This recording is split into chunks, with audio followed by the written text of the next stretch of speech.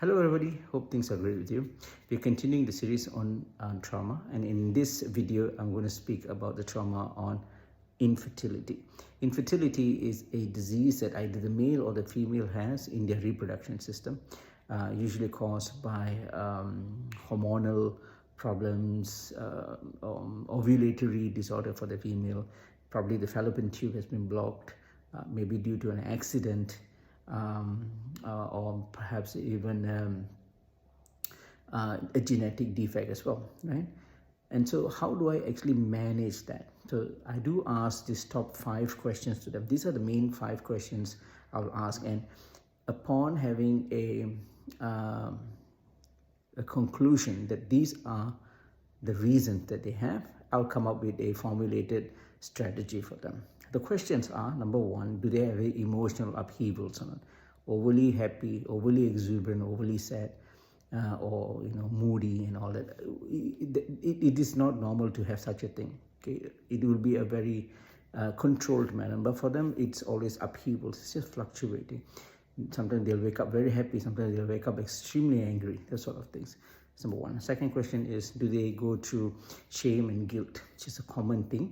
Guilt is because they're unable to provide. The prospect of family is not them, and they feel that they are responsible.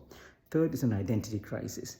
Since this failure is having or being conceiving or having a child, they'll ask, what is the reason of me? What is the purpose? What is my calling? What is there for me to do? Because everything else seems to be, everybody else is okay except me. Why? They will ask this kind of profound questions. So if that's the case, then that's another reason. Fourth is problems with their partners. Usually, and the statistic shows that divorce, major separation and divorce, and most of them, they have no children. Okay, that is one of the things, because it is definitely spills out to the relationship as well. Last question would be, do they have resentment or not? Resentment means everybody is happy except me. So I'm going to blame the whole world, including God.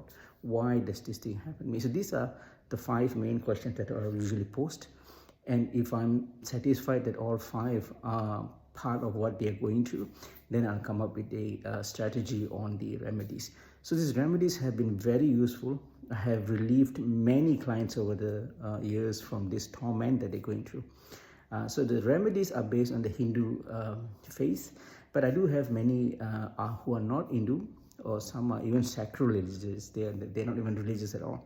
So for them, I do have a circular remedies as well. So these are the things from the questions. I then map it, right? So if it's an emotional problem, then it's going to be the moon. Identity problem is going to be the sun.